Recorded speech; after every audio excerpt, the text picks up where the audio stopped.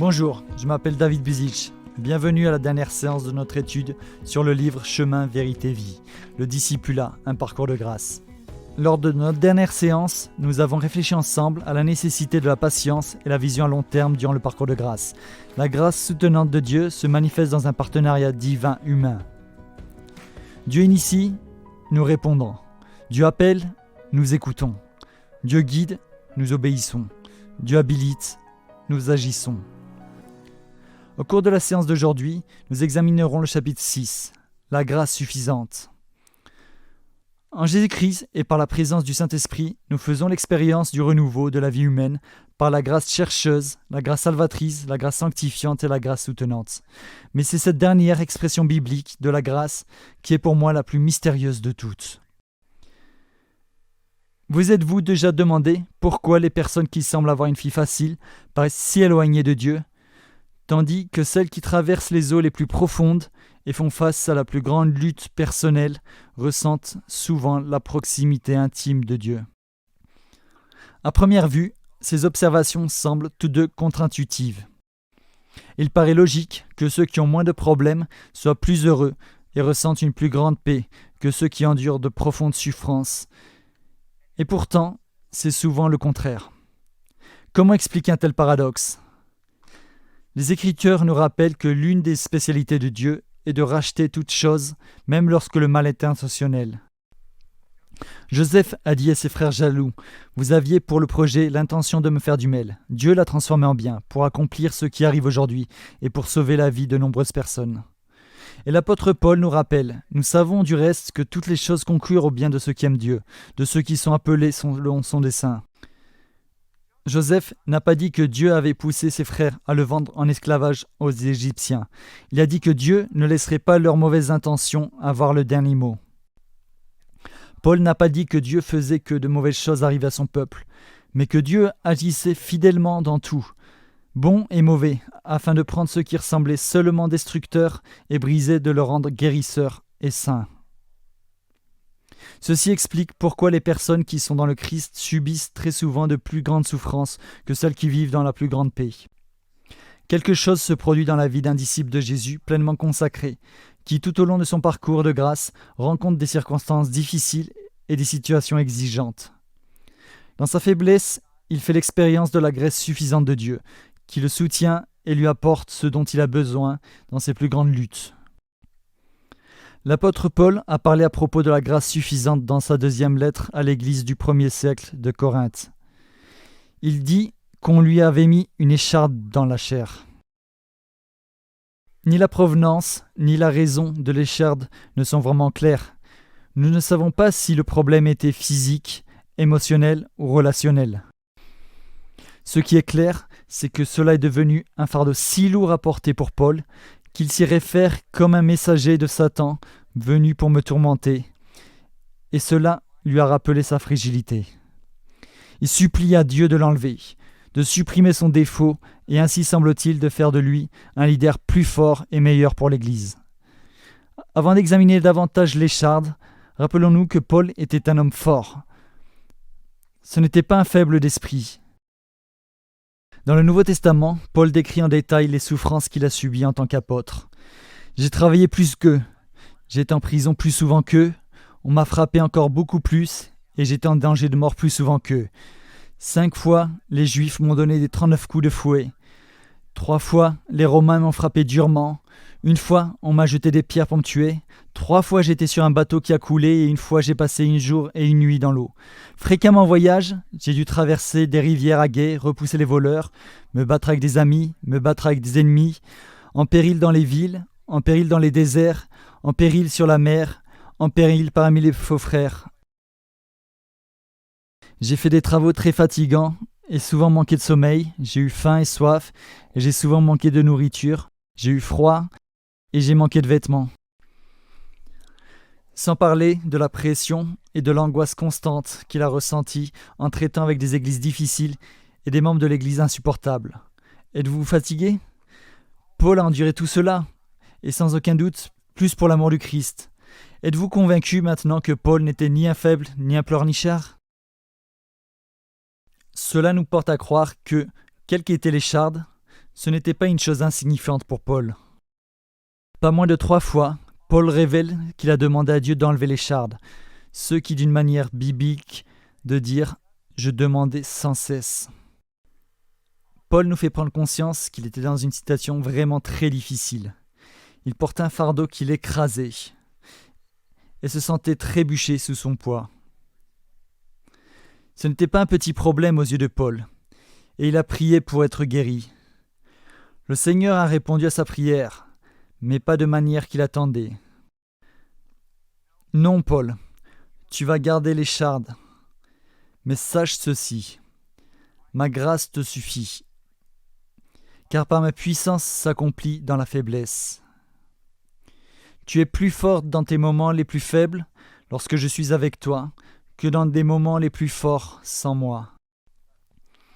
Ma force est rendue parfaite dans ta faiblesse. » La grâce suffisante est la manière du Seigneur de dire « Lorsque tu arriveras au bout de ta force humaine, je te donnerai ma force surnaturelle. Lorsque ton énergie sera épuisée, mon énergie sera rendue vivante en toi. Lorsque tu pourras plus aller plus loin, je te soulèverai et te porterai. Repose-toi dans mes bras pendant un moment. » Il existe une parabole moderne et bien connue appelée « Des pas dans le sable ». Un homme rêva qu'il marchait le long d'une plage, côté à côté avec Jésus. Dans le ciel apparaissaient des scènes de sa vie. Dans chaque scène, bonne et mauvaise, il remarquait qu'il y avait 2 traces de pas dans le sable. Il reconnaissait que l'une était la sienne, l'autre était celle du Seigneur. Lorsque la dernière scène est apparue, l'homme se rendit compte que c'était le moment le plus sombre et le plus douloureux de sa vie, et il remarquait qu'il n'y avait qu'une seule trace de pas. Cela le troubla énormément et il demanda « Seigneur, lorsque j'ai choisi de te suivre, tu m'as promis que tu marcherais et parlerais avec moi tout le temps, et que tu ne me quitterais jamais et ne me tournerais jamais le dos. Comment se fait-il qu'au moment le plus sombre de ma vie, il n'y avait qu'une seule trace de pas dans le sable ? Pourquoi m'as-tu quitté lorsque j'avais le plus besoin de toi ?» Jésus lui dit en chuchotant « Je t'aime et je ne te quitterai jamais, surtout dans l'obscurité de ta souffrance. Lorsque tu n'as vu qu'une seule trace de pas, c'est tout simplement parce que je te portais. » Si la grâce chercheuse était une image, elle ressemblerait à un berger qui cherche un père, qui attend un baiser qui réveille. Si la grâce salvatrice était une image, elle ressemblerait à une étreinte, une adoption, une réconciliation. Si la grâce suffisante était une image, elle ressemblerait à quelqu'un porté dans les bras, divin. Des pas dans le sable est plus qu'une parabole, c'est une histoire réelle que j'ai entendue maintes et maintes fois. Durant mes années comme pasteur, j'ai rencontré dans mes congrégations des gens accablés d'une souffrance aiguë et d'un chagrin atroce. Certains étaient si gravement atteints que je me demandais comment ils avaient la force de se lever le matin. Des gens au bout du rouleau. Pour utiliser la phrase d'Eugene Peterson, je sentais le désespoir jusqu'aux os. Ensuite, il me disait « Pasteur, je ne peux pas l'expliquer. Ça n'a pas de sens. Ça n'a pas de sens. Je sais que je devais être accablé par tout cela et pourtant, j'ai l'impression, et ils utilisent les mots exacts, d'être porté. Je suis profondément attristé par cette perte, cette maladie, cette mort, cette trahison, et je devrais m'effondrer. Mais je ressens une paix, une tranquillité d'esprit inexplicable. La seule façon dont je peux le décrire, c'est comme si j'étais tenu gracieusement dans des bras éternels. Une seule trace de pas, la grâce suffisante. Avoir la foi dans les moments difficiles n'est pas une question de force ni de degré de foi. Avoir la foi dans les moments les plus sombres dépend vraiment de la force de Dieu. Quelles que soient les difficultés que nous rencontrons durant le parcours, la grâce de Dieu est suffisante pour nous soutenir et son amour est assez fort pour nous faire surmonter. Souvenons-nous que peu importe ce qu'il arrive dans la vie, nous devons nous accrocher à Jésus qui ne nous laissera jamais partir. Tout au long du parcours de la grâce suffisante de Dieu nous tient de diverses manières, mais l'une des manières les plus importantes est à travers le corps du Christ. Cela ne devrait pas nous surprendre qu'après avoir prié pour que Dieu soit révélé dans notre douleur, nous recevons une réponse sous la forme d'une carte ou d'un appel téléphonique d'une personne de notre Église disant « Je t'aime, je prie pour toi, le Seigneur est avec toi ».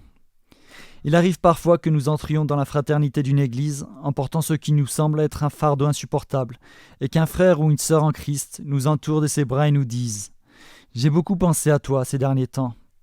Sache que je t'aime et que je prie pour toi. » Et miracle des miracles, la présence incarnée de Jésus nous entoure, presque comme s'il se tenait à nous à ce moment, nous portant à travers les moments les plus difficiles de notre vie. Ce n'est pas par hasard que j'enregistre cette séance pendant la pandémie mondiale de Covid-19, une période de grande incertitude et de profonde souffrance.